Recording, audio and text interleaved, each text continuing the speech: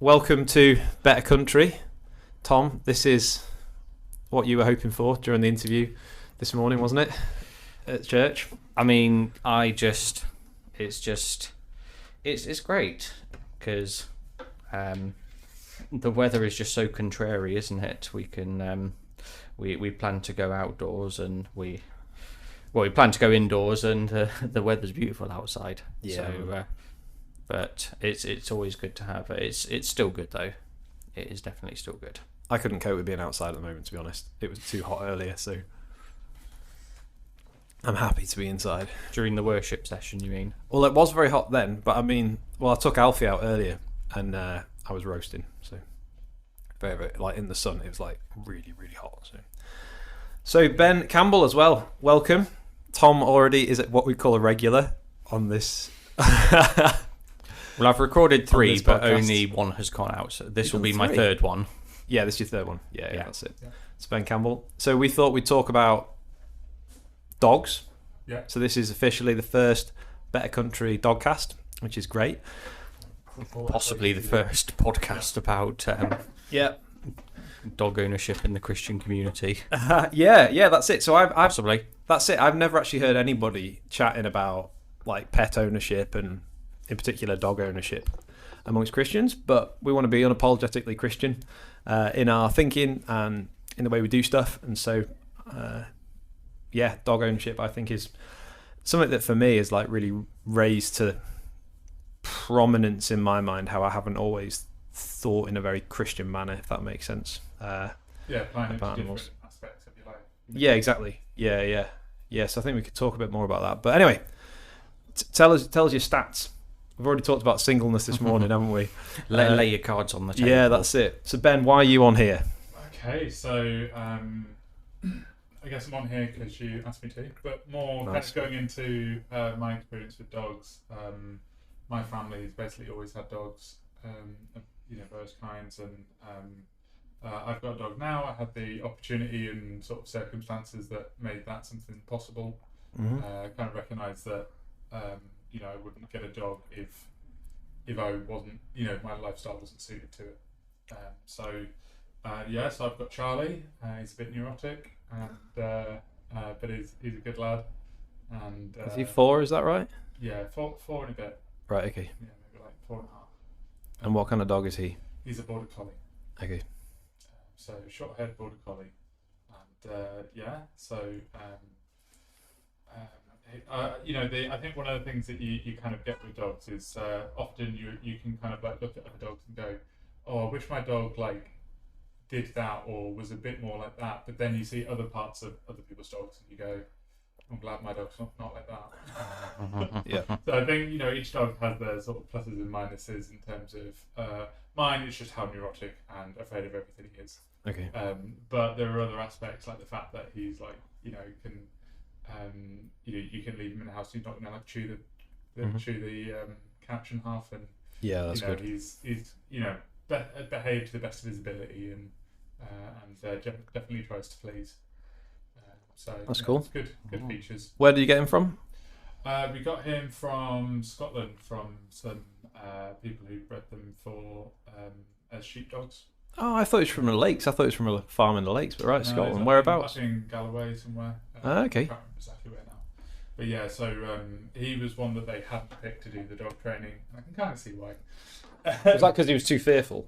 Well, I think to be fair, what they said was that they just had too many at the time. Right. And so they were selling some off. He was from a litter where I think people tend to prefer like the long-haired collies, and so him and his brother were short-haired collies, and had kind of got past the age where people wanted to buy them. So he was about 5 months when I got him. Okay. But they just didn't have the sort of the time to sort of train them as those particular ones as sheepdogs. Right. So I think that kind of like factored into a little bit of his fearfulness in that he'd got to 5 months and there's a lot of things he hadn't experienced. Yeah. He hadn't been around a lot of people. He hadn't sort of seen built-up areas. Like even now, he's not really keen on towns. Like walking through like a busy area. So I think that kind of that for me is. So he basically stayed with the breeders for ages. Yeah. And didn't get that socialization. Yeah. Right. Wow. Okay. So he's short-haired collie. I read a thing about how there's very few short-haired collies getting registered with the Kennel Club. So it was amongst one of the breeds that they thought were like dying out, basically. So that's interesting that Charlie is. I mean, I can see he is, but I'd never made the connection, that the wee man is. Yeah, right, okay. As I say, like, it seems like they'll have like a mixture in him and his brother were short-haired, but then the other ones in that batch were all sort of long-haired ones. Okay, right, okay. So it just so happened that he was short-haired rather than being bred. Collies, right. You don't get quite the same. Like, a lot of breeds are pretty much all clones of each other because they're so interbred. Yeah. There's very few that come out looking different. Right. Whereas I think with collies, the reason why they're not quite as standardised is because they've been bred for their abilities and their temperament, and for how effectively they can work and stuff. Rather than, I think they only got made into an official breed in like the 90s or something. Right. And before that, I've not heard that It before. was just all farmers who were just like, this is the breed that I guess people weren't that bothered about registering them as like a proper breed. That'd be an interesting one to look at, right? Okay. Yeah. So I think because of that, there's just a lot more variety because they've been bred more for their sort of mental and sort of physical attributes rather than their appearance. Yeah, they're totally about as smart as they come, aren't they? Border collies. So when you're in the agricultural business, you want something that's gonna learn quickly what you need to do because you're out there every day and trying to make a difference. Well, also it's the things are quite unique. They're all apparently descendant from one dog. Because I think the dogs they use as sheepdogs, like an Adam sort of a dog. Yeah, well, basically before that, a lot of the dogs used to. What the dogs would do is they would snap at the sheep, and they would, intimidate them in a quite kind of like close-up way into going where they wanted to. Whereas there was a sheepdog that basically was able to direct sheep by just staring at them, and do things at a longer distance and stuff. And they recognised that this dog was particularly good at this, this kind of thing, and so they basically bred off him. I can't remember what his name was. It was Old something. But they basically kind of bred off him. Old MacDonald. Yeah, so they're quite unique in the fact that I think the job that they do and the way that they do it, you couldn't really just take another breed and train it to do it. It's like something that's quite inbuilt into the breed.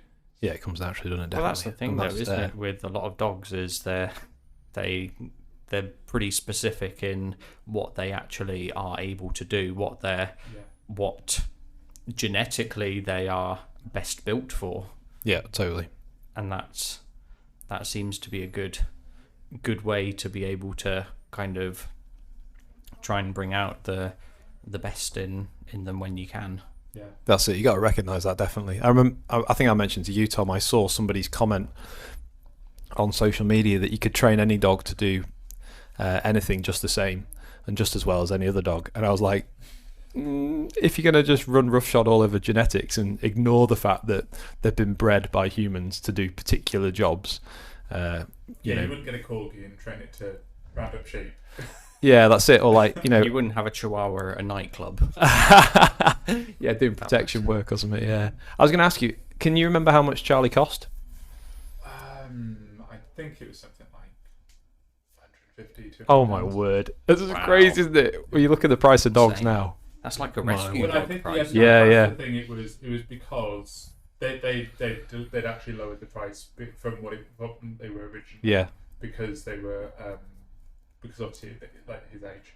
But there's lowering the price, and then there's obviously where we're up to now, which he back then as a little pup he might have been 500, 750 quid or something like that at full price. Yeah. Whereas now, if you were to buy a border collie, even if he was 6 months old, 5 months old, you're looking at more than $1,000. Oh wow! Oh yeah, do you not realise that? No. You don't want to know how much we paid for Alfie because of like lockdown stuff. Yeah, it's crazy. They're so popular now. So we got a cross companions. Yeah. Oh, absolutely. So, okay, I met a guy who just about a year ago, possibly in the middle of the pandemic, he just bought a Labrador puppy, but he bought it just before the pandemic started, so he got in there. Okay, so it's a pedigree lab. He got it for 750 quid. If you want to get a pedigree lab now, you're looking at the very cheapest will be $2,500, probably $3 grand plus.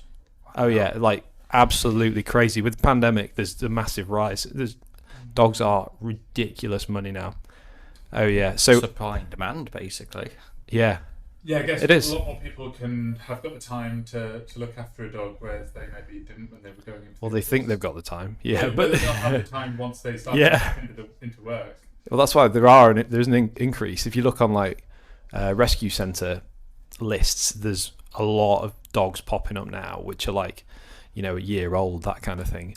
And it's because of these now on their pandemic second owner pups sort of thing. Yeah, it's really sad because the owners just didn't realise how much work they were going to be. Yeah. I mean, you would think if you're spending like £2,000 on that's the kind of amount of money where you do your research on something. Like, well, if you're spending £2,000 without like doing your research on, because it's a lot of money you're spending. Whereas obviously you can go to the shop and you can get a chocolate bar and you don't really have to do your research, because if it's bad, you lost 70p and it's not the end of the world. Yeah. But if you're spending like £2,000 and getting like a live thing that you have to look after, like you think that you would do a bit more research. I think the thing is people just don't realise how much work they're going to be, like both as a pup and then as they become an adolescent as well, and especially when they're an adolescent. Like you've got all the kind of foundational training and managing of a little puppy, a little ball of fluff, in terms of just teaching it to wee and poo outside and stuff, and you've got to manage it in the house so it doesn't chew everything and all the normal kind of puppy stuff, and then you've got to train it. But then when it becomes an adolescent, like Alfie is at the moment, he's a wonderful dog, but he's still kind of like full of energy, and unless you've really got a handle on how you're going to train him and what job he's going to do as well, in the case of Alfie, because he's a working breed, you're really going to struggle. Anyway, do you want to introduce your dog, Alfie? Yeah, I could do. Do you want? You're Andy. Yeah, yeah. And your dog is called. Yeah, affirmative. Yeah, so my dog's called Alfie.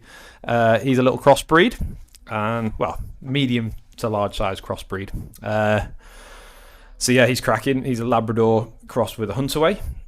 Hunterways are New Zealand sheepdogs. So again, a herding breed, like a collie, but they developed. You guys have heard this, I think, haven't you? But I'll tell you anyway. So they developed Hunterways in New Zealand because border collies were getting too tired over there, because it's all really big, rugged terrain, and so they bred collies with Labradors, with apparently Dobermans, Rottweilers, Pointers. They put a whole Uber breed together, and it's now the national dog of New Zealand. It's not recognised by the Kennel Club over here, but it is over there. It's quite a broad breed, the Hunterway. So I chatted to somebody the other day who'd been to Australia, and they said, a Hunterway, when I think of a Hunterway, I think of a big brown dog. So that's what she'd obviously seen. But you get quite a range, like black and tan is quite common, but you get all kinds of colour Hunterways, really. But they do tend to be quite big dogs. Alfie's mum was a Hunterway, but she wasn't that big, to be honest. She was not a huge dog, and his dad was a lab. I met both of them, and he was quite a chunky lab, but he's not a huge dog. He's cracking. Clever little pooch, 13 months. The way that a dog trainer what he said to me the other day was that if you weren't doing all the stuff that you're doing with him, and if he was with another family, he'd probably be in a rescue centre at the moment, because of the way that he is. Because just genetically, he is. Well, he's what you might describe as like a high drive dog. Time. Yeah, he's very switched on. Yeah, very switched on. Very high energy, super enthusiastic. And so if he didn't have something to occupy his mind, he'd be like, he'd probably, either be aggressive or as a result of nerves, or probably just chewing stuff all the time, or destructive, and all those other things that you really don't want. But he's cracking. He is a big handful. Like at every single puppy class that I took him to, he was like, he was really clever from the very start. So I'd already done quite a bit of work with him before he started puppy classes, and then, so he could do lots of the skills, but he was so kind of, I want to look around and I want to say hello to that dog, right? And it's like, just chill out, Alfie. But he was always like the hyper one, whereas all the other dogs were like, I've got to learn to lie down. Alfie already knew how to lie down, but they're like, I'm going to learn how to lie down. Okay, I'll lie down. And Alfie's like, right. I learned that like, 12 weeks, 3 days after I've moved into Andy's. But I still want to play with all these dogs. So that's his weakness. Yeah. So anyway, but I used to have a Welsh collie when I was growing up, and so she was called Tilly. We thought she was a crossbreed. We got her from the RSPCA. She was my dog, and we thought she was crossbreed, and it turned out she wasn't, because some guy who was, my mum told me the other day, I think he was like, was he decorating next door or something? And apparently he used to take his dogs to Crufts and stuff, and he was like, that's a nice dog you've got there. And she was like, oh, thanks, yeah, he's a crossbreed. She's a crossbreed. And she was like, no, he's not. No, she's not. She's a Welsh collie. So apparently she was a Welsh collie, so a bit more of a rare breed. But she was a super cool dog. But I don't think I ever realised how good a dog she was. So I don't think we realised how capable she was, how intelligent she was. And I mean, like Alfie was doing stuff at like, Alfie knew more commands at like 4 months, so as in a month after we got him, than Tilly probably ever did in her whole life. Do you know what I mean? Yeah. So we didn't really bring out her abilities, but yeah. So I've been fortunate with that. And then before that, my family had a lab cross actually. So yeah, that's me, Tom. Yes. Tells you stats. Currently not a dog owner. Yeah. Aspiring to be at some point. Nice. And putting out a few adoption forms as and when I can. I feel as though that would be, for me, the best way to go, because I feel like at the moment I would be able to give a good amount of time to training a prospective dog in kind of learning whatever ways it needed to. So yeah. And yeah, it's just great when you can actually give a dog a second or a third or a fourth chance, whatever they've got. They've got a lot of stories to tell. So yeah.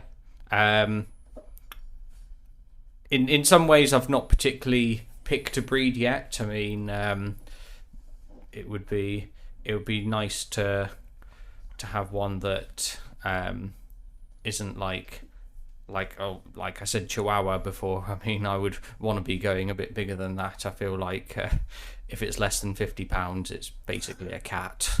It's just that's yeah. I might as well make sure that people know that I have a dog if I'm going to have a dog, that sort of thing.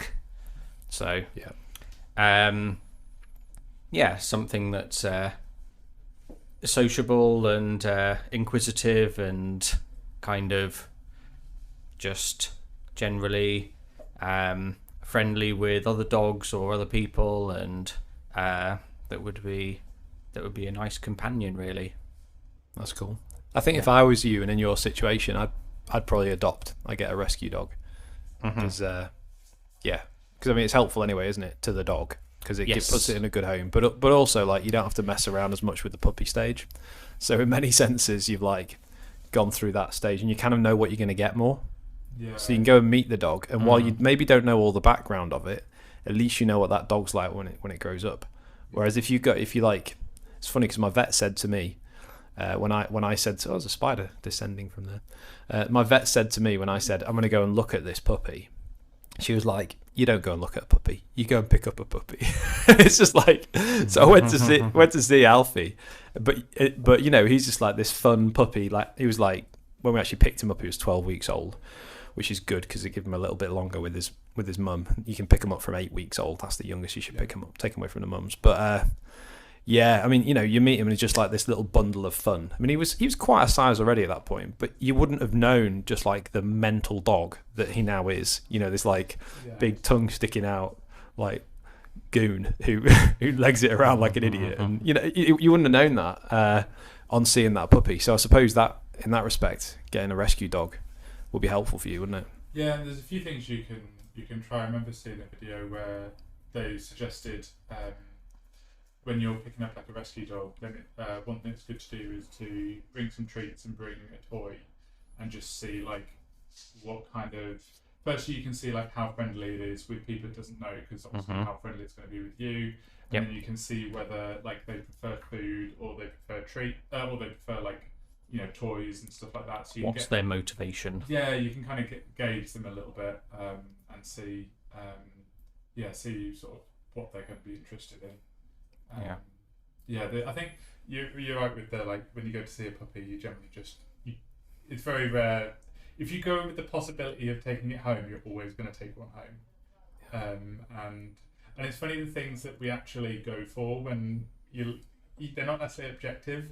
Like I think when we went with my dad when he got his last dog, who's like maybe 10ish now, maybe 11. I can't remember exactly, but that was a rescue, and there was a lady around the sort of local kennels that used to do have rescues every now and then. She basically had like a big pen with all these like puppies in. They were all quite young. They were rescues, but they were all ones that had been rescued quite young.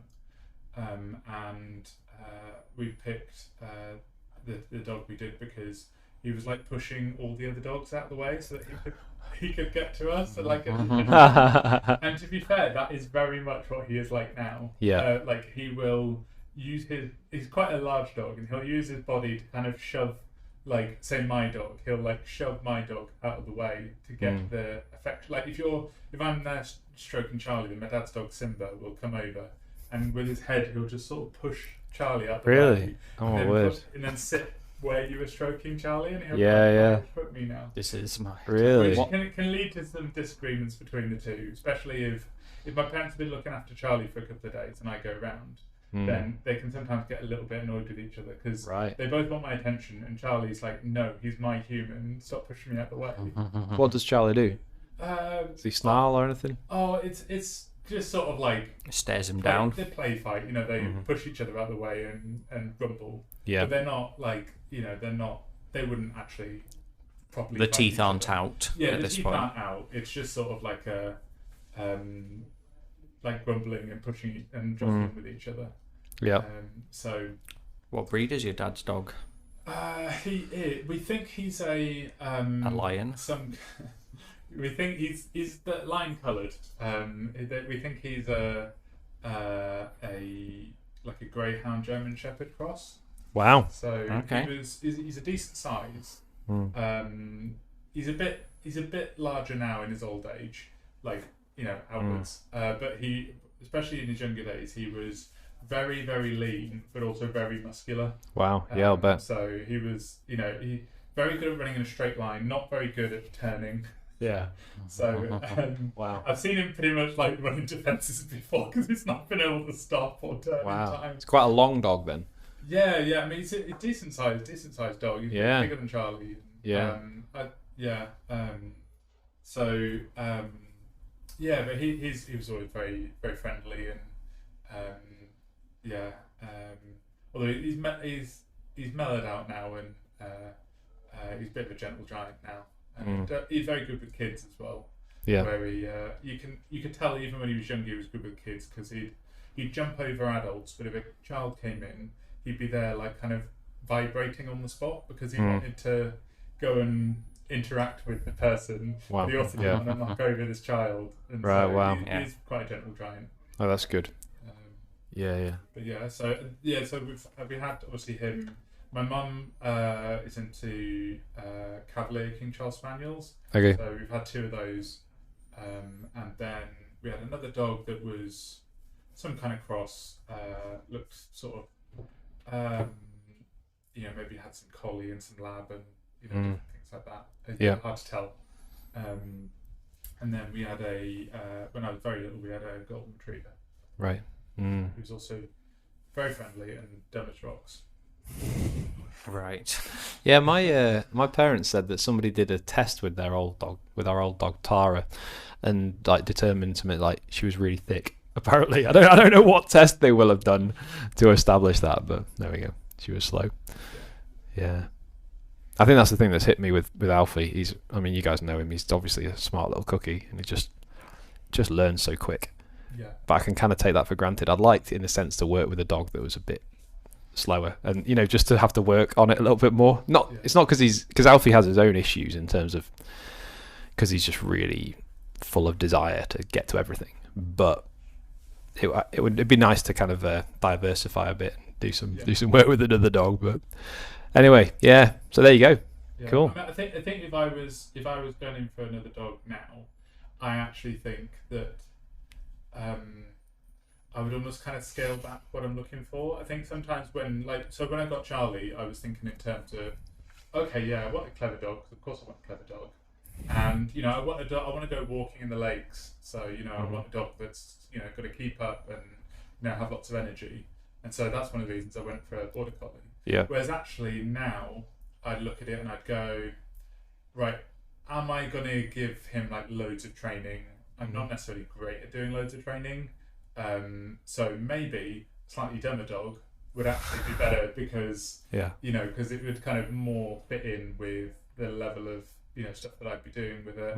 And then also, as far as its fitness, I can probably go for a much less fit dog because it only has to keep up with me. It doesn't have to keep up with it's like my athlete who's running around the mountains. And so actually most dogs, other than the ones with incredibly short legs, most dogs are going to keep up with me, perfectly fine. But you've got a heck of a dog with Charlie though, because he's a great little dog, and you've been on a bit of a journey recently, haven't you, as well? Yeah. With bringing out the best in him. What kind of stuff you've been doing? So one of the things we're doing is hiring. There's like a field you can hire where you can where it's sort of enclosed and you can do some do some stuff with him.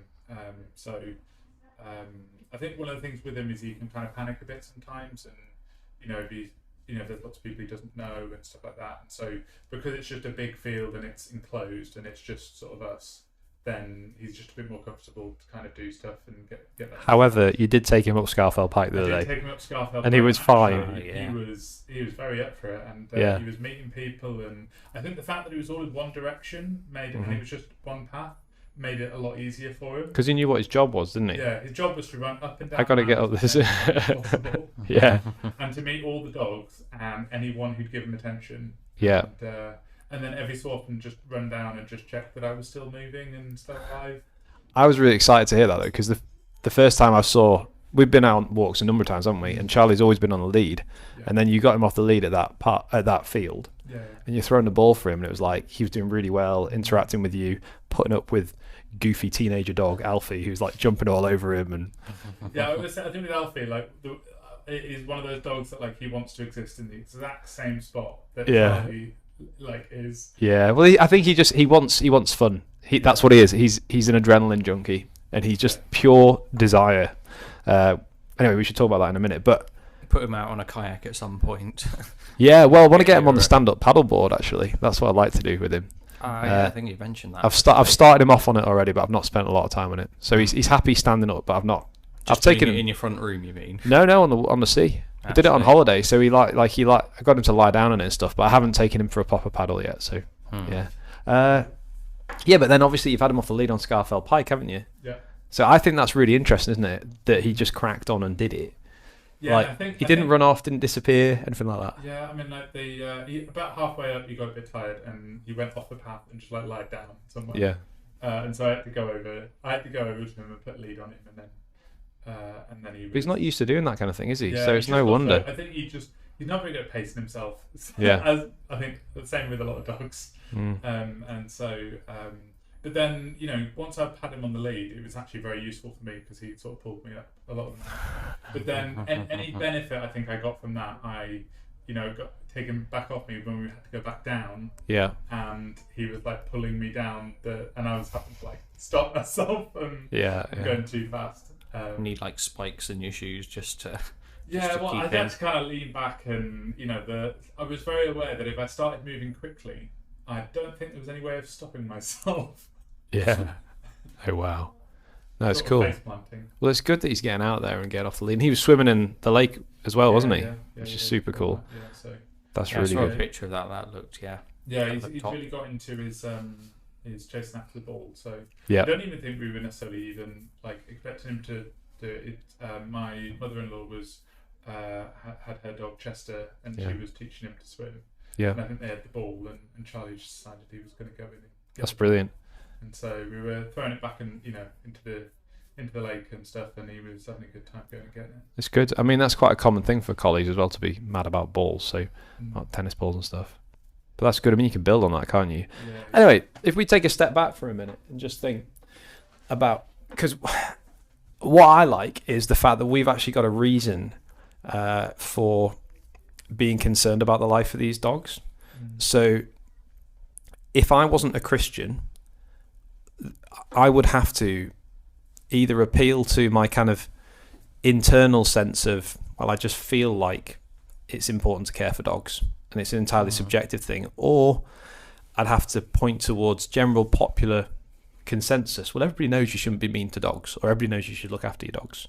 Yeah. Or I could look to I could even look to the law of the land, but that wouldn't give me much real kind of impetus. Like if I looked at the law of the land, there's rules against animal cruelty, but then it's a very low bar. It's a very low bar, yeah. So that, Alfie's done today he's already done, I think it said he'd done 8 miles and he's been out twice. And you don't do that just because the law says, because there's an abstract law about animal cruelty. Yeah. But I think this is touching on what we mentioned earlier. Having Alfie has challenged me to think more like a Christian. So sometimes we can basically think like deists. So a deist believes that God exists, but he's kind of wound the world up as a big mechanism that's now unwinding, and he's just out there somewhere, not involved in any way. Yeah. That's deism. Mm-hmm. Now, occasionally, people, Christians included, might go, oh, but God does actually act in the world a little bit. Every now and then he'll come and do stuff. Yeah. If we really pray and ask him to, then he might come and do something. But actually, that's not a very Christian way of thinking either. Certainly, Christians believe that God acts in the world, and he also acts in response to prayer. But Christians also recognise that God sustains all things as well. So that's what it is to be a theist, to believe. That's an active role rather than. Yeah, that's it. So he's created everything and he sustains it all as well. Yes, which means that, in Job it talks about that in his hand is the life of every living thing. And I remember when I read that, we just got Alfie. I was reading a book by some dog trainers called the Monks of New Skeet, who are some Orthodox monks over in America, and they're really good dog trainers. And they mentioned this first, and I was like, man, I'd never spotted that. But that means that in God's hand is Alfie's life, is Alfie's breath, and Alfie is reliant upon God for everything. Now, the way in which God sustains Alfie, obviously, is by keeping his every particle of his being together. But also, there's practical means by which God sustains him as well, like me giving him food. Do you know what I mean? And me taking him for walks and all these other things. And so I think I've been quite challenged by that It's almost like you're being God to Alfie in that sense. You're being the provider for him for his kind of day-to-day needs. Yeah, so that's it. So as an image bearer, I'm doing that, aren't I? Yeah, with provision for him. That's right. And so I think I've been challenged to think more like a Christian, more like a theist, rather than a deist who just thinks that every now and then God might act, but otherwise he's just kind of out there, just not interested. Have I told you guys about Spurgeon and his letter to the Anti-Vivisection Society? Can't remember. So I presume, I don't know, I should look this up really, but I think vivisection was actually dissecting live animals. But feel free to fact check me on that because I haven't got a phone in front of me to check it. But the Anti-Vivisection Society asked Charles Spurgeon, one of the greatest preachers to ever live, and preached in London. They asked Spurgeon to write a letter of recommendation for them, to say how he really approved of this work that they were doing in opposing vivisection, and he wrote a letter for them, but it was so strongly worded that they couldn't actually publish it. So there's Charles Spurgeon, this famous Christian preacher, and the language he's used about basically animal abuse is so strong that they couldn't use it. And he wrote an article called "A Word to Beasts on Behalf of Beasts" in his publication called The Sword and the Trowel. And I think in there he mentioned Proverbs 12:10. But he who is righteous has regard for the life of his beast. That's the verse. Right. He who is righteous has regard for the life of his beast. And in it, Spurgeon basically railed against one guy who'd let his horse walk so much without looking after its hooves that they were bloody. And another guy who used to pluck the eyes out of songbirds to make them sing more sweetly. Really sick. But anyway, basically, in this article, Spurgeon called for capital punishment as the punishment for those guys, because he was basically so angry about the way that they were treating animals. Now, that can come from a Christian worldview. That doesn't mean that every Christian cares about animals or recognises a responsibility that they have. But actually, when you've got this Christian worldview that says, no, God's given life to every living thing, and also he's made me an image bearer and one who has responsibility for these beasts, whether they be agricultural or pets or wildlife, whatever it might be. Once you start to grasp those things, you go, no, actually, me caring for this animal is part of my honouring Jesus and honouring God. Obviously, people can get it wrong. Do you know what I mean? So, like, I remember hearing about there's a church in Southport where I'm originally from, and I saw that they were doing like pet blessing ceremonies. And I'm like, oh my word, we're not doing a pet blessing ceremony. That's ridiculous. That's not what the church is for. Do you know what I mean? The church is like preaching the gospel, baptism, Lord's Supper, equipping the saints. The church is for that. It's not for blessing the pets. I've prayed for Alfie, but I'm not about to like derail the mission of the church so that we can. I'd be a bit concerned if one Sunday you're like, okay, so this Sunday's just all going to be about Alfie. Exactly. But you don't pray for him on a day-to-day basis for his salvation. I do not. Exactly. No, I don't. That's right. They're affected by our sin. It's not that they're humans screwed it up. It's not the dogs did. But yeah, I think people can obviously like idolize their pets, and that there's a huge treat them like princesses. That kind of yeah, that's it. And if you don't treat it like a dog, you're actually doing a disservice to it, because it really is a dog. It's not a human, and there's a lot of anthropomorphizing of dogs that goes on. But to still recognize that we have a responsibility before God to look after them, to care for them, and to make sure that that they live a reasonable life. I think is in Scripture basically. Yeah. I feel like it's quite interesting that you've mentioned feeling the idea of caring towards a living being now that you've got a dog, rather than when you had 3 kids. Well, it's now come to this point that you've just been like, oh, hey, yeah, okay. Yeah.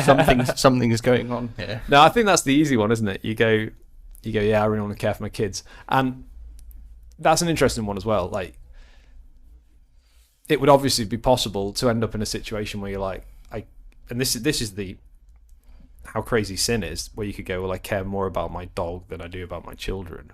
And there are people out there who act like that, and it's disgusting, because like the dog's not an image bearer of God, the child is. But all these are speaking from an explicitly Christian worldview, aren't they? But if I do away with that, I don't really have any grounds for arguing strongly for animal welfare. And there's people like what's his name?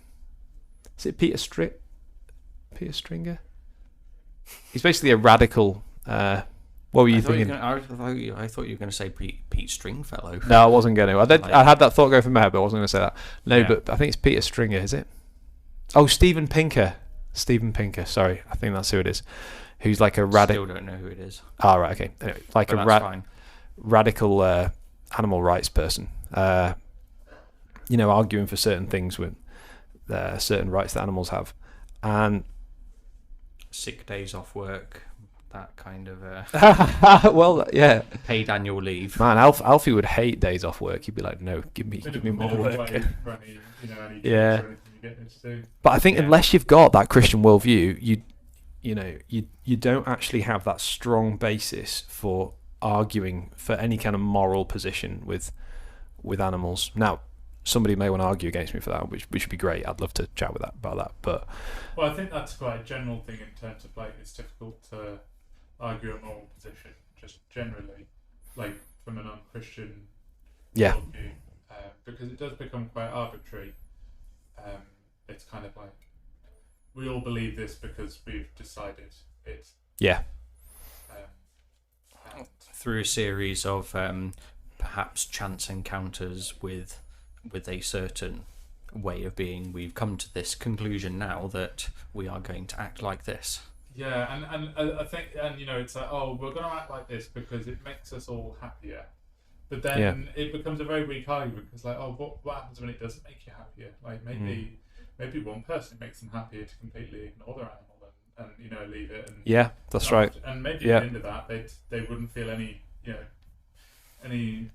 tinge on their conscience, and they'd just quite happily, abandon a dog and send it out.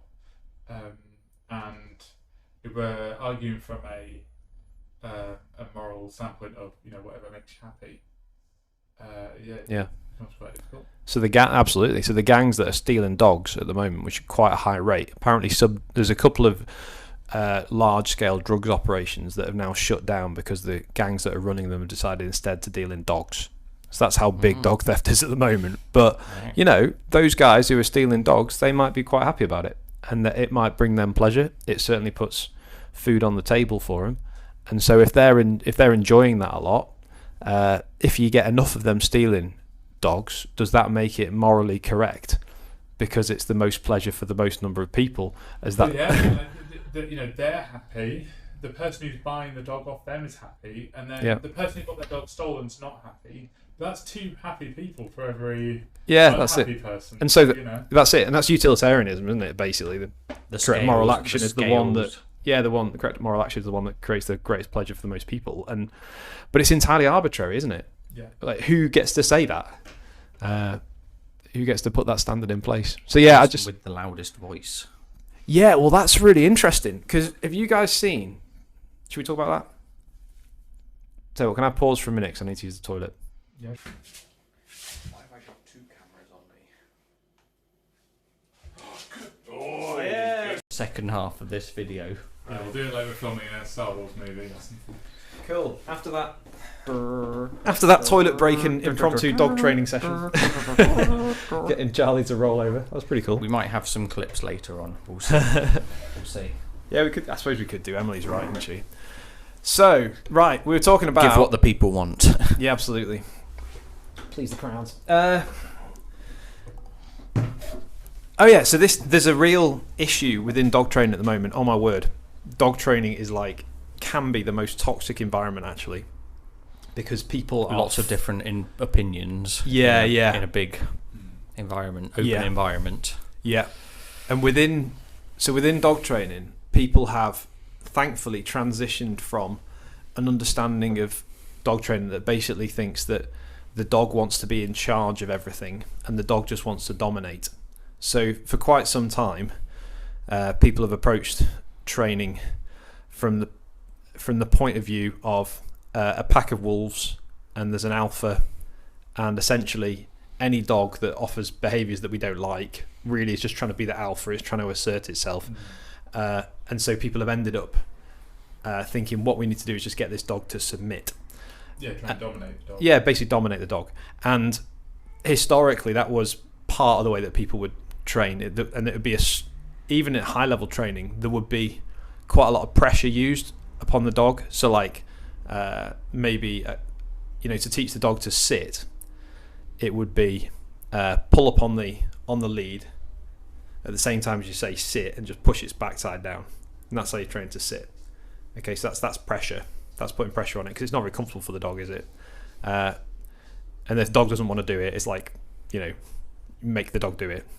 But increasingly, people have recognised that using positive reinforcement is a good way of training dogs. So I'll have to. Have you guys got time for this? Can you cope with me explaining all this? Yeah, sure. Okay, so positive reinforcement is, we were just playing with Charlie then, weren't we, doing down with him? Yeah. And positive reinforcement there would be Charlie's going to get a nice thing once he's laid down. So I was luring him into position, and you guys do already, don't you? Sometimes with your hand, just by pointing down. Yeah. And that kind of lures him down anyway. Because you always carry sausages in your pocket. Yeah, that's it, yeah. Yeah, Alfie knows I do. And so he was lured down, and then he gets the treat when he's done what you want. Yeah. So he gets a nice thing because he's done the right action. And so that's basically positive reinforcement. So he goes, I love doing these things, because when I when I lie down or when I walk to heel, I get nice things. And so that action is more likely to be repeated. The thing is, the way in which a dog learns is, on the one hand, they'll learn through positive reinforcement, but there's other aspects of their learning which can increase the likelihood of certain behaviours or decrease the likelihood of other behaviours. And there's actually a whole range of it's called the 4 quadrants of operant conditioning, which are involved in dogs learning stuff. So we've just talked about, and we just played with that then with one aspect of operant conditioning, which was pretty much one, which was teaching Charlie to roll over. So once he kind of pretty much got into the kind of position I wanted through luring him with the food, I'd just say yes, and then I'd give him the food. Yeah. So he's like, oh, when I go over here, oh yeah, I get it. Oh, right, okay, a bit further. And so each time I'd take him a little bit further, but it was pretty much positive reinforcement. There is another thing as well, which actually we do without realising, which is called negative punishment.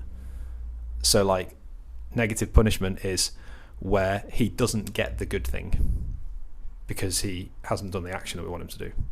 So negative punishment obviously decreases the chance of something happening. So let's say Charlie kept on jumping up on us, or Alfie kept on jumping up on us. We might take the food away that we had, or hide the toy that we had, because he's jumping up on us. So that's negative punishment. Would removing attention be negative punishment as well, or would that be something else? Yeah. In terms of if the dogs, like one thing we do with my dad's dog is he used to jump up quite a lot, and so we had a whole thing of if he jumps up, that you ignore him. Yeah, and that is a form of it. Yeah, that's right. Yeah, because the other thing is you're going to probably positively reinforce by making some eye contact or making a noise or touching him or pushing him down, which he'd actually. He's jumping up at you. That he's doing it because he wants attention. Like, he's not going for food or anything like that because he doesn't think that's on the cards. But he wants that attention, and so if he kind of sees that as not the way to get it. Yeah, that's it. Yeah. So negative reinforcement is like you don't give the dog the good thing that it wants, and that makes it less likely it's going to do that behaviour again. So actually everybody does that. Even though they don't realise it, a lot of people out there who are really vocal think that you should only do positive reinforcement, but they actually do negative punishment as well.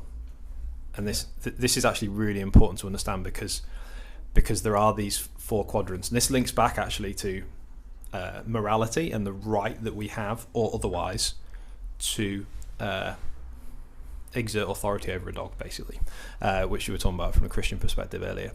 But you got positive reinforcement, negative punishment. You've also got negative reinforcement as well. Okay, so imagine I wanted to teach Charlie to walk to heel. Okay, he could be in whatever, pretty much like a collar or a harness. Probably put him in a collar would be the best bet. But basically, if you pull on a dog's collar, it's not very nice for it, is it? It's not. It's not enjoyable. The dog's not going to go, oh, this is great, I love having my collar pulled. But negative reinforcement is, in this case, would be using lead pressure, or leash pressure if you're American. The dog keeps pulling that way, and you just stay there with a little bit of pressure on the collar until the dog moves your direction. And the moment the dog yields to that pressure, you take pressure off as well. So you stop the lead pulling hard. And you might also do some positive reinforcement or give it a treat or something. Yeah. So the dog learns giving the minimal amount of necessary to get the dog to work. Well, yeah. So you're not going to pull. You're not pulling hard or anything. But what you're doing is just a little bit of pressure, and then the dog goes, oh, when I go with the pressure, the pressure's removed. So when I move towards Andy, the way that Andy's leading me, that pressure goes away. So that's negative reinforcement. That's another thing. Now, some people think you shouldn't do that at all, but it is a way that you can teach certain skills, and some people do it without realizing as well.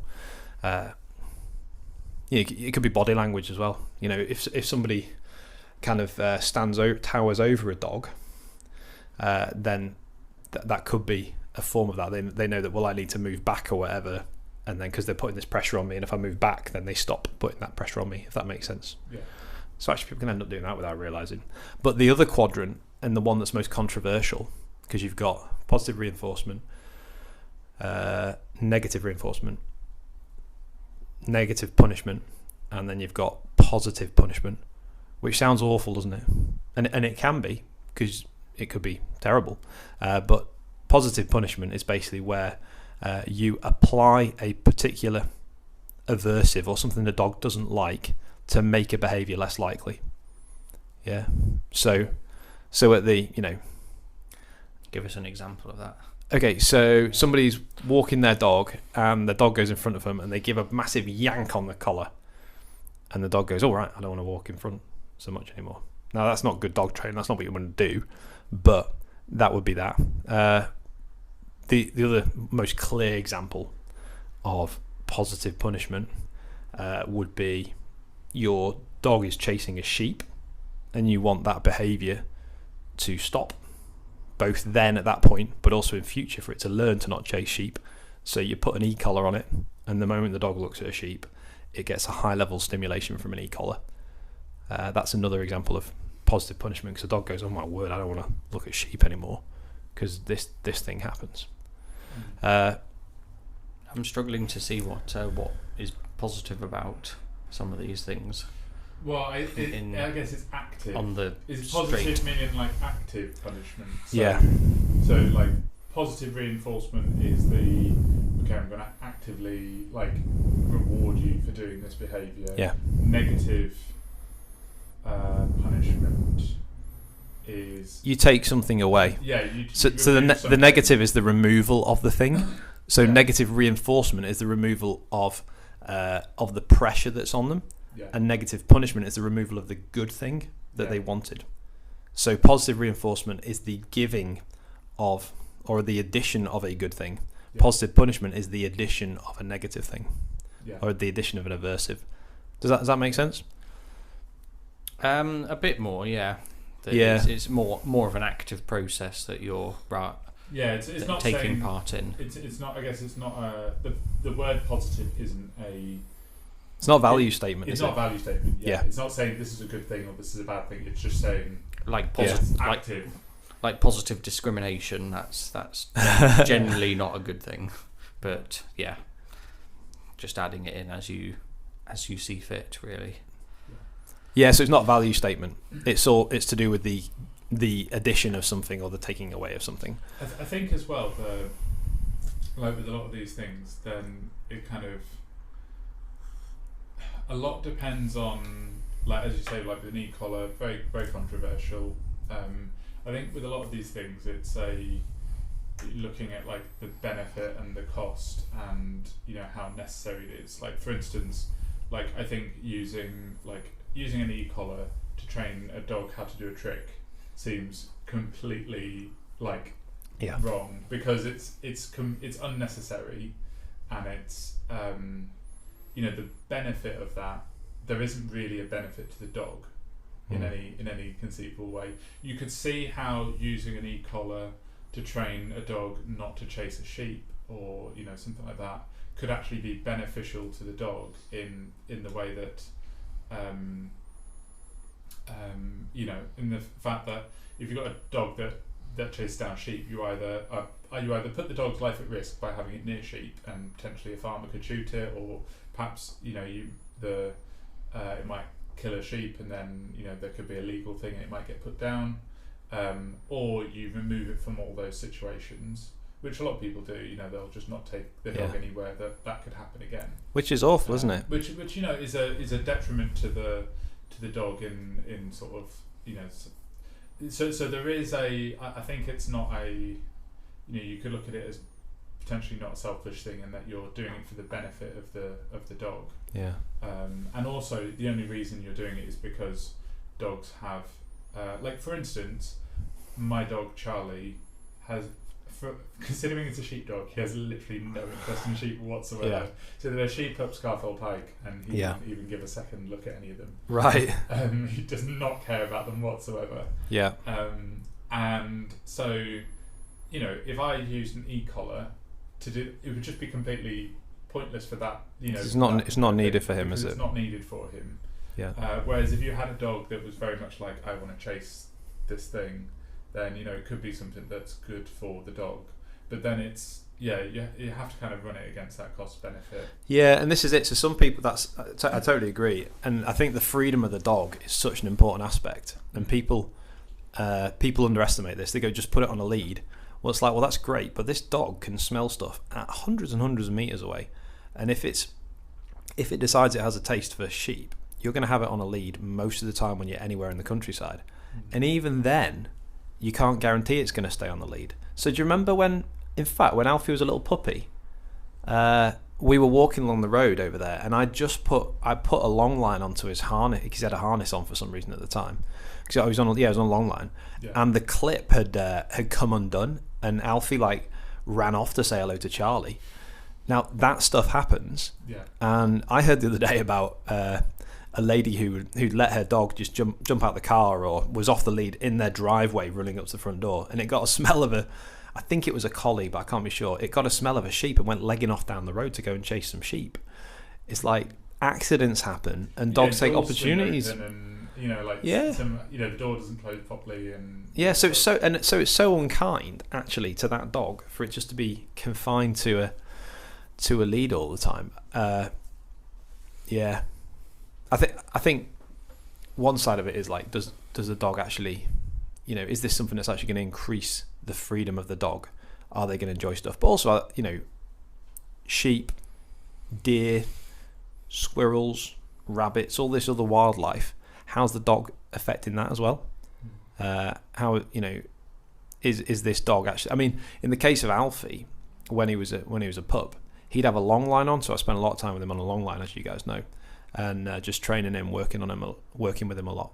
And if I go into a countryside area with a long line, if I keep hold of the long line, it absolutely destroys loads of plants and foliage and stuff, because he's like, Alfie's off over there and I'm on the path here, and Alfie's like, I'm running around here, and I'm he's like chopping all the grass off. You don't even need to go to the countryside to lop trees off, do you? Oh my word, yeah, because we were running through a park, which shall remain nameless, and we went on a jog, didn't we? And he went to the side of it. Park in Preston. Yeah, and he Alfie knocked a tree over, snapped the tree. It was is it fair to say it was about that kind of diameter? It wasn't a small tree, was it? But it snapped this tree, basically. Alfie did. It was a good it could have been up to a couple of meters, something like that. Yeah, in height. Yeah. It was a reasonable. You'll have a couple of people from the city council knocking on the door sometime soon. Sorry, boys or girls. The environmental agency. Yeah.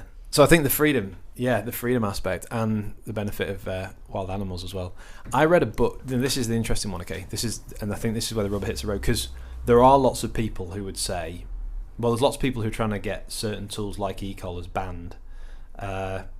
We're not just doing a thing about e-collars now. I've got my own thoughts there. But I read a book called... We could literally just do one podcast. We could do. We could do. And I read a book called, I think it's Stop.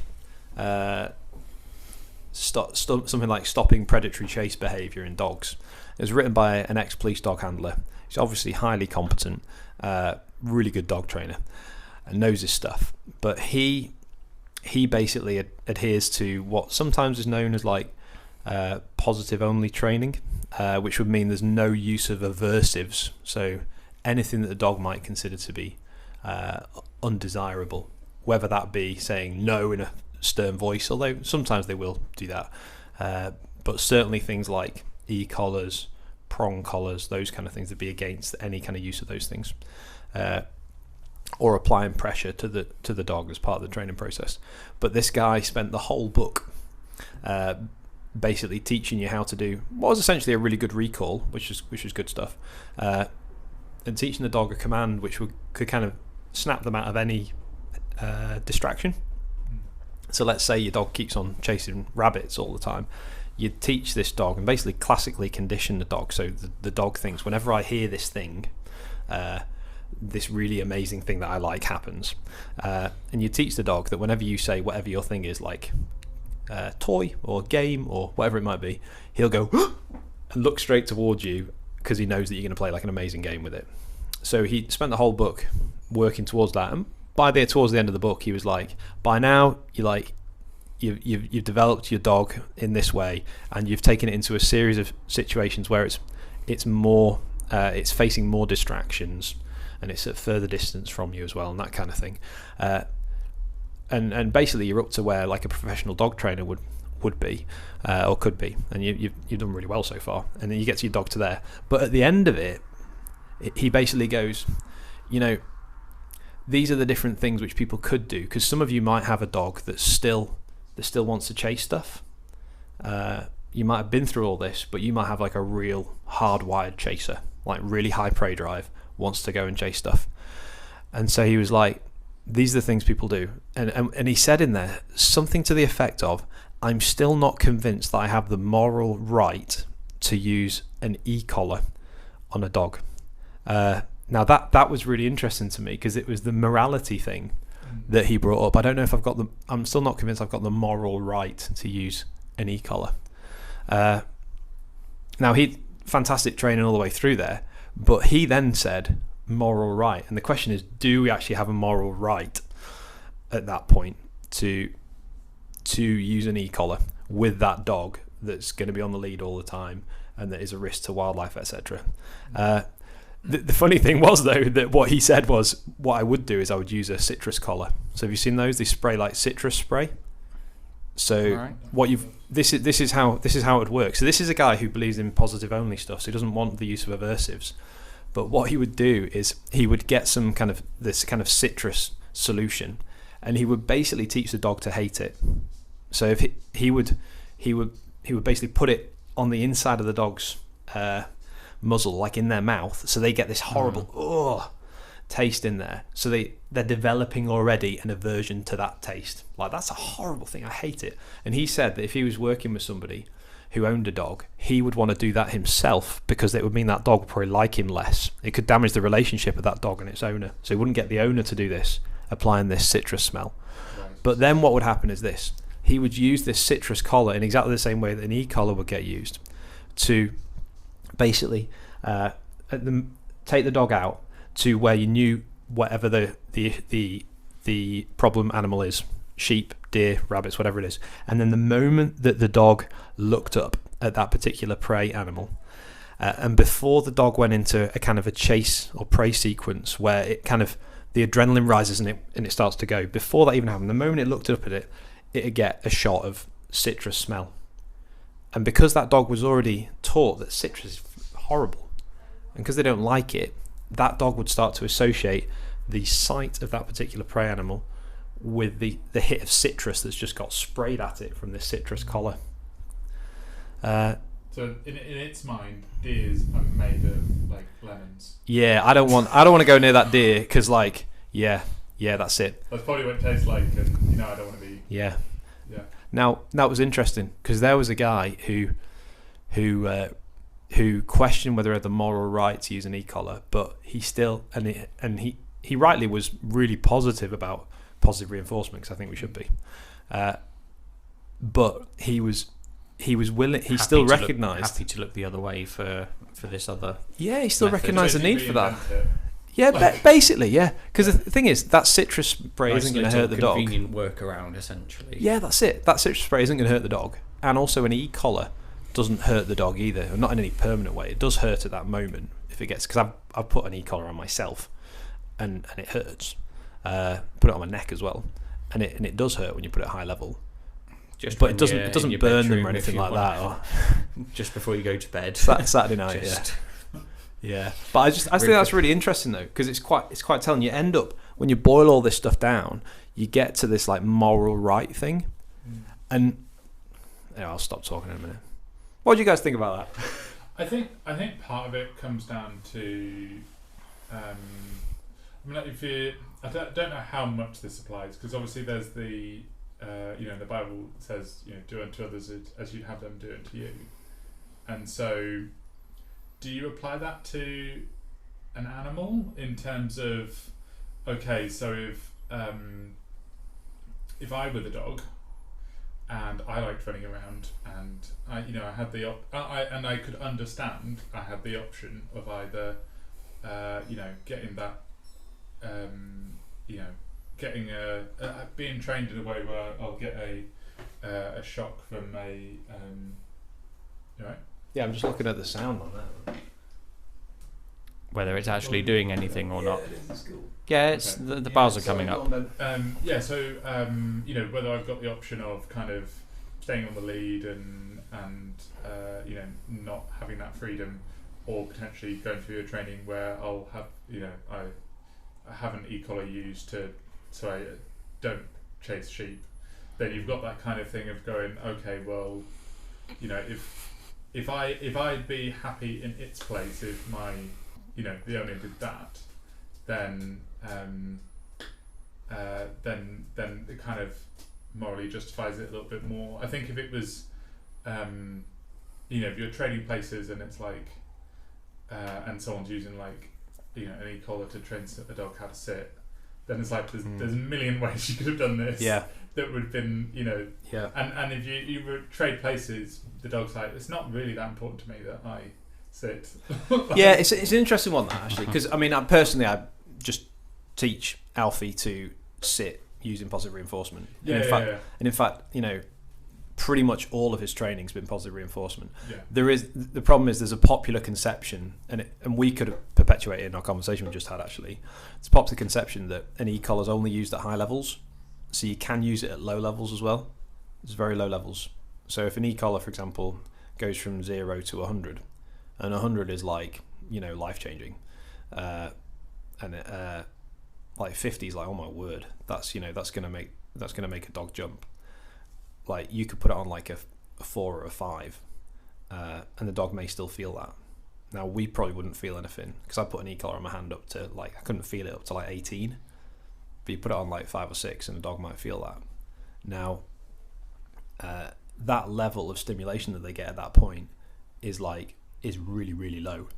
And there is, so we talked about leash pressure earlier. So that's a negative reinforcement thing. Yeah. There's actually a whole system of training which employs both positive reinforcement and also negative reinforcement as well. And so, that, again, I didn't do this with Alfie, but imagine this: in the teaching of the sit, there's a very low level stimulation that goes on until the dog sits, and then it gets a reward straight away. So there you've got a double whammy of negative reinforcement and positive reinforcement. Now, some people reject that and say that's not the best way of training. Yeah. But either way, I personally think that because it's at such low levels that it's almost not an aversive, really. It's it's an equivalent of like a little push or something like that. I don't have any kind of qualms even with something like that. Now, I don't think you need to teach a sit like that. Don't think you need to do that. But there is that whole side of things as well that people maybe don't realise is out there, and that actually the best e-collar trainers use. So they'll, for example, the most common one is a recall, and the dog gets conditioned to understand that that's what the stimulation means, but it's combined with a voice call as well. It's not like the low level stimulation is the command; it's the verbal command is the command. Anyway, so yeah, that's the other side of it. Yeah, I think it's not something I've researched really for. I think with my dog Charlie, he's got enough worries just in his own head without. Well, the thing is, so a dog like Charlie's like super sensitive, isn't he? Yeah. And quite often collies get referred to as Velcro dogs, so they just want to stay with you. He doesn't need anything that's like any kind of negative stuff. Yeah. He just needs optimism building up, and loads of positive reinforcement, and that's all he needs. But other dogs are just, not just, this isn't, the thing is, people quite often go, oh well, you mean aggressive dogs then, don't you? No, I just mean like high drive dogs who really, really want to do this thing and want to do that thing. You're going to want to combine initially teaching them with positive reinforcement the whole time, but then at some point further down the line you may choose to put some kind of pressure on to make sure they can actually just be in every environment. But yeah, I mean, with Charlie, well, actually, to be fair though, I shouldn't say it's just positive reinforcement with Charlie, because also when I was teaching him to lie down, to roll over, then I did negative punishment, didn't I? So he didn't get the food unless he did the right thing. Yeah. You know, negative by omission. Yeah. Although I think a lot of people would still, like, you know, without knowing the term, would still think of that as positive reinforcement in terms of, you know, they would maybe lump that all together and say the whole, like, withholding the reward is part of the, you know, they would see positive if you know, if they didn't know the terminology. Yeah, at a popular level they would. And the reality is it doesn't really matter whether you know the terminology, but it's helpful when you're navigating through the, like, basically ideological swamp that is the internet with dog training to understand a bit about it. I mean, I only learned this stuff because I wanted to train a dog to be able to serve my family well, like for particular needs that my family's got, which I can't go into now, but we needed a dog that would serve our family, and so I ended up researching all this because I wanted to do it well. Do you know what I mean? It's like, I'm a pastor, I'm not a dog trainer, I'm not an expert, but I ended up learning this stuff so that Alfie can be the best dog he can be, basically. Yeah. Which is, you know, which will help to support my family and what they need, really. But yeah, whether you understand terminology or not, it's not the main thing, but it does open up a whole world of understanding how they and understanding how the dog learns as well. So this is all related to behaviorism. You heard of B.F. Skinner? Basically it looks at conditioning people and animals and that kind of thing, but there's a whole actual this is the interesting thing, there's a whole kind of philosophy that undergirds some of the terminology that we've just used, and some people take it to its natural and logical conclusion. So we've just talked about this in terms of dogs, haven't we? And what we've basically been thinking in terms of is like that dog has no real agency, or what we might consider to be like free will. Yeah. And although that's a loaded term, isn't it? But they don't really make any genuine choices of their own. All the dog's doing is responding to their environment. So apply that to a human being now. You know, all that Tom is, or all that Andy is, or all that Ben is a product of the forces that have been placed upon them, whether positive reinforcement, negative reinforcement, positive punishment. And I guess, you start to kind of come into levels of accountability in the same way that, like, if you have a dog that attacks, say, you know, you hear a news story about a dog that's attacked a child or something, generally the people aren't going, what an awful dog. People are thinking, what awful owners. Yeah. They've raised a dog that would do that. It's obviously not the dog's fault because, you know, the dog didn't get a choice in its breeding, and it didn't get a choice in its upbringing. And so, you know, you could apply that to people and you go, oh, that person's committed a really horrible crime. They must have been raised badly, and society's... And that's it. You could say that it's, you know, they've been raised badly or society's at fault. And they have no personal responsibility then, do they? No. Because it's like, well, this paedophile, just genetically, that's what they're kind of predisposed to. Well, and then they had a hard childhood. Either genetically or the way they've been raised. Yeah, that's it. So they had a hard childhood, and they're like, their dad beat them, and mum was horrible to them, and now that, you know, they're... Yeah, and perhaps without access to the internet, you know, if they'd have been born 100 years before... Exactly. Maybe that wouldn't have happened. So they've just been conditioned by their genetics and by society to act in this particular way. Yeah. But it's okay to be a paedophile. Or certainly it can't be called out as morally wrong. Because we've just swallowed pure behaviourism. Yeah.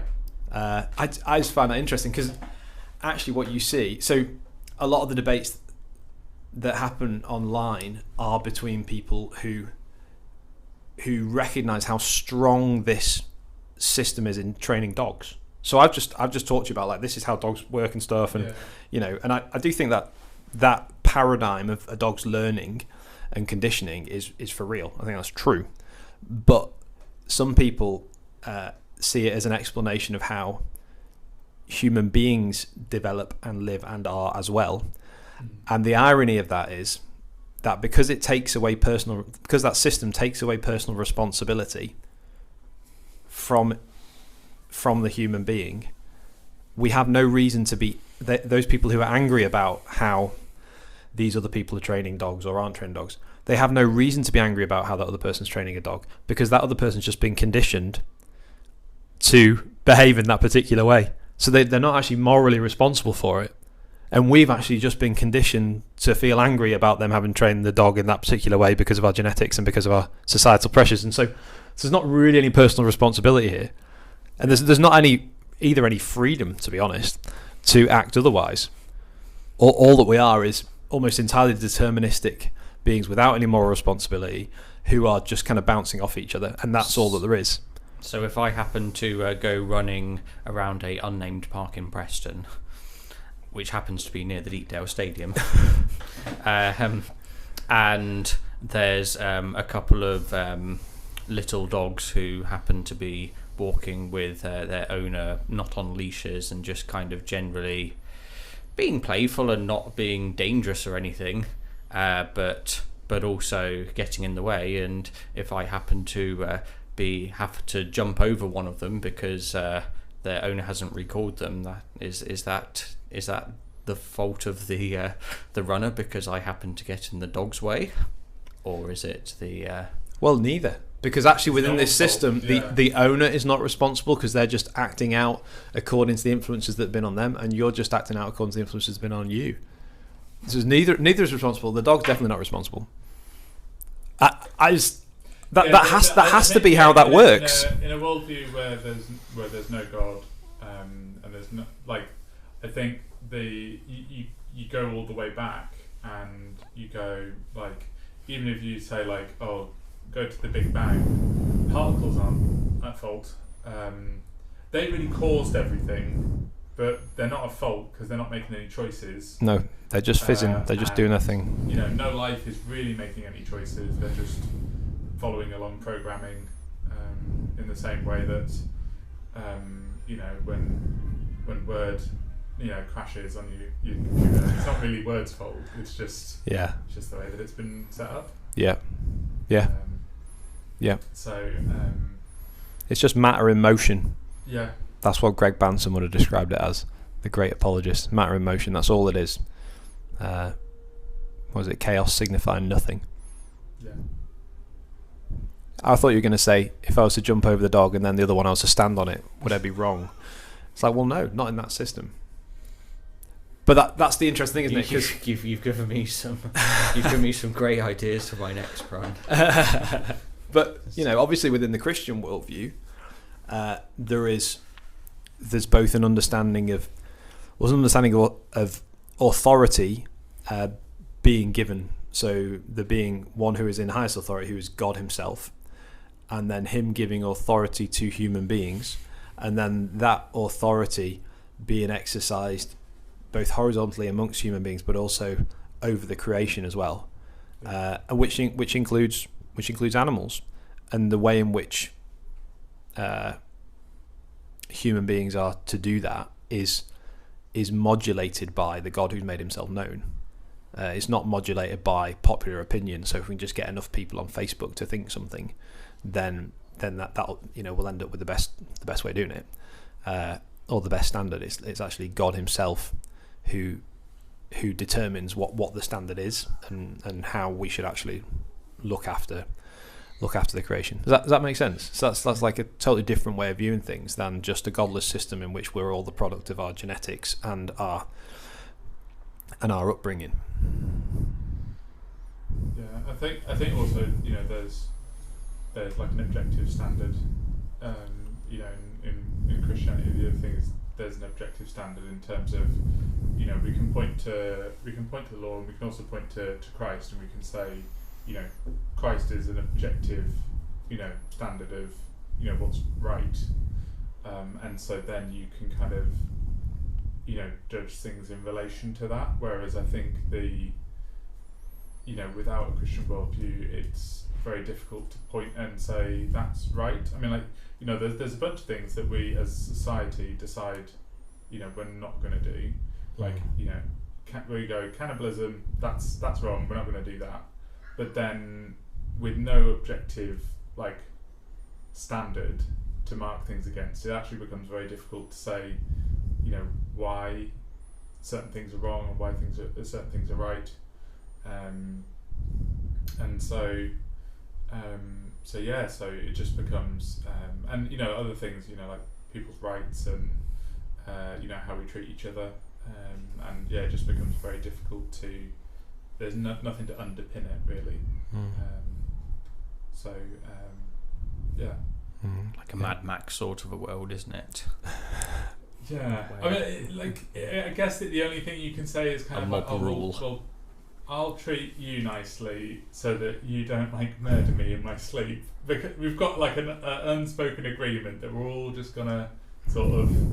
I feel like I have that. I feel like I have that unspoken agreement with pretty much everybody at this point. Yeah. But we have that as well because we're image bearers, don't we? On top of, so it's not just that we look out for our own interests; we also look out for the interests of others as well. Yeah. So, of what advantage is it to me that an Afghan refugee manages to get into the UK? Well, there's none directly for me. So it's, any intervention or involvement that I might have in an Afghan asylum seeker's life is very distant. Yeah. There's certainly no advantage immediately to me, and yet is it now? The political side of this aside, regardless of people's thoughts on immigration. Depends on the adjectives the Daily Mail wants to use in a particular story. Yeah, that's it. But is it still morally right to care for that other person, even if it doesn't benefit me? Yeah. And it is. Cool. Yeah. Well, should we talk about? Are we all done? We've been talking quite some time, haven't we?